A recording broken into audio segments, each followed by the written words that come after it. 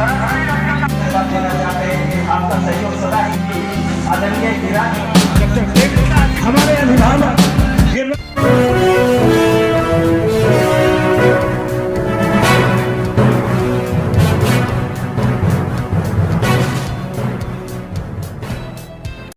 नमस्कार, आप देख रहे हैं नेशनल न्यूज टुडे, खबरें वही जो हो सही। मैं विजय कुमार सिंह। अब देखें ये खबर। राष्ट्रकवि रामधारी सिंह दिनकर की 116वीं जयंती आज बेगूसराय जिले के सिमरिया गांव में बिहार के राज्यपाल आए और उन्होंने क्या कहा, आप भी सुने। नाम से जाना चाहिए और दिनकर जी का व्यक्तित्व ही ऐसा था। उन्होंने समाज के हर लोगों को आह्वान किया, समाज के हर व्यक्ति को उन्होंने संदेश दिया है, राष्ट्रभक्ति से बढ़कर कुछ नहीं होता, समाज की सेवा से बढ़कर और कुछ है ही नहीं। इसलिए समाज की सेवा करना, राष्ट्र की सेवा करना, राष्ट्र से प्रेम से हम भारित हो जाए, ऐसी उनकी आकांक्षा थी, ऐसा उनका विचार था। मुझे लगता है इस बात को हम सभी ध्यान में रखेंगे। दिनकर जी की वो एक, जैसे कि मैंने कहा कि गिरिराज जी कह रहे थे कि वो भविष्यवेत्ता थे या नहीं, मैंने उनकी कुछ कविता एक पढ़ी थी। उस कविता में वो आज की अपने देश की राजनीति जो है उसके बारे में भाष्य कर रहे हैं, टिप्पणी कर रहे हैं। पता नहीं उनको ये सब मालूम था या नहीं, होने वाला है या नहीं। रश्मि रखी में उन्होंने कर्ण के बारे में जो लिखा है, और वो कर्ण के बारे में आज के परिप्रेक्ष्य में लिखा है क्या, ऐसा साधारण मैं उसको लिख कर लाया हूं। वहां कर्ण की जाति पूछी जाती है। आज अपने देश में अनेक लोगों की जाति पूछने का एक धंधा शुरू हो गया है। कई राजनेता आकर हर एक की जाति पूछते हैं, और हमारे दिनकर जी कहते हैं नाम धाम कुछ कहो। कर्ण को जब पूछते हैं तो नाम धाम कुछ कहो, बताओ कि तुम किस जाति के हो, बताओ कि तुम जाति हो कौन, ऐसा शब्द उन्होंने किया है। इस पर टिप्पणी करते हुए यह प्रश्न पूछा गया कर्ण को भरी सभा में, और इस पर टिप्पणी करते हुए दिनकर जी कहते हैं यह ध्यान में रखने की आवश्यकता है।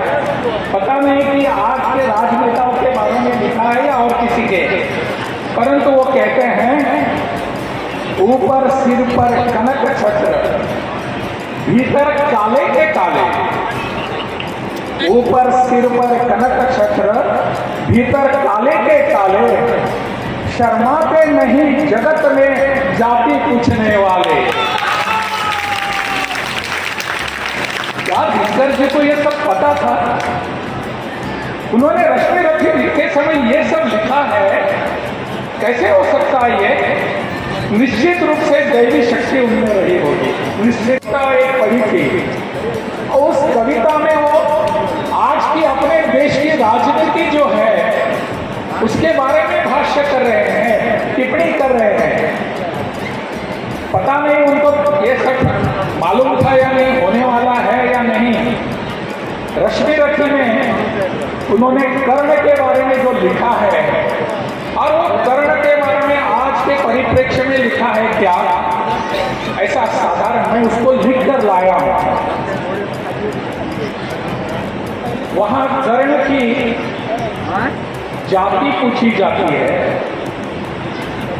आज अपने देश में अनेक लोगों की जाति पूछने का एक धंधा शुरू हो गया है। कई राजनेता आकर हर एक की जाति पूछते हैं, और हमारे दिनकर जी कहते हैं नाम धाम कुछ कहो। कर्ण को जब पूछते हैं तो नाम धाम कुछ कहो, बताओ कि तुम किस जाति के हो, बताओ कि तुम जाति हो कौन, ऐसा शब्द उन्होंने किया है। इस पर टिप्पणी करते हुए ये प्रश्न पूछा गया कर्ण को भरी सभा में, और इस पर टिप्पणी करते हुए दिनकर जी कहते हैं, यह ध्यान में रखने की आवश्यकता है, पता नहीं कि आज के राजनेताओं के बारे में लिखा है या और किसी के, परंतु वो कहते हैं ऊपर सिर पर कनक छत्र, भीतर काले के काले, ऊपर सिर पर कनक छत्र, भीतर काले के काले, शर्माते नहीं जगत में जाति पूछने वाले। क्या दिनकर जी को ये सब पता था? उन्होंने रश्मि रथी लिखते समय ये सब लिखा है, कैसे हो सकता है ये? निश्चित रूप से दैवी शक्ति उनमें रही होगी, निश्चित रूप से। और हम सब जानते हैं कि दिनकर जी का प्रेम इस मिट्टी पर था, दिनकर जी का प्रेम इस व्यक्ति पर था, दिनकर जी का प्रेम इस गांव के लोगों पर था, अपने देश के लोगों पर प्रेम था, प्यार करते थे, उन पर वो निछावर करने के लिए तैयार थे। ऐसे दिनकर जी को हम केवल राष्ट्र कवि नहीं, विश्व कवि के रूप में प्रस्तुत करने की आवश्यकता है। पूरे जगत में जाने चाहिए। इसलिए मैं कह रहा हूं कि इनकी सभी काव्य रचनाओं और बाकी की साहित्यिक रचनाओं का डिजिटाइजेशन करना चाहिए, ऑनलाइन उपलब्ध करा के देना चाहिए। दुनिया भर के किसी भी कोने में कोई भी बैठकर पूछ सकता है कि दिनकर ऐसा क्लिक किया तो पूरी की पूरी उनकी साहित्य रचना हमारे सामने आनी चाहिए। डीएम साहब, आप इस पर निश्चित रूप से विचार करिए। यहाँ की राष्ट्रदार राम दिनकर कवि की, उनकी नाम से जो समिति चल रही है, इस समिति के माध्यम से भी कर सकते हैं। आदरणीय हमारे सांसद हैं, यहाँ बैठे सांसद अपने विधायक भी हैं, इन सब लोगों को साथ में लेकर एक बहुत बड़ा काम हो जाएगा, तो पूरे विश्व भर में हमारे दिनकर जी जो सिमरिया गांव के हैं वो विश्व के कवि बन जाएंगे। ऐसा कुछ प्रयास हम सबको करने की आवश्यकता है।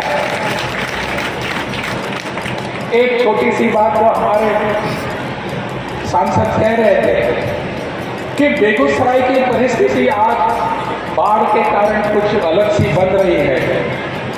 उन्होंने मुझसे भी निवेदन किया है कि इसके बारे में कुछ करने की आवश्यकता है।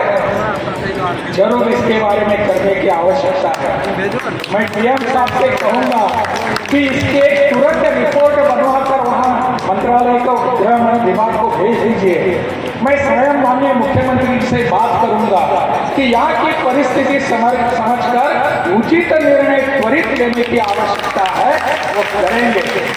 आप इस समारोह में उपस्थित रहे हैं, मुझे बहुत ही अच्छा लगा, और मैं थोड़ी सी साहित्य में रुचि रखता हूँ, और इसलिए मुझे लगा कि राष्ट्रकवि दिनकर जी के गांव में आकर मैं स्वयं धन्य हो गया हूँ। आपके कारण आपने मुझे बुलावा दिया था, इसलिए बहुत बहुत धन्यवाद।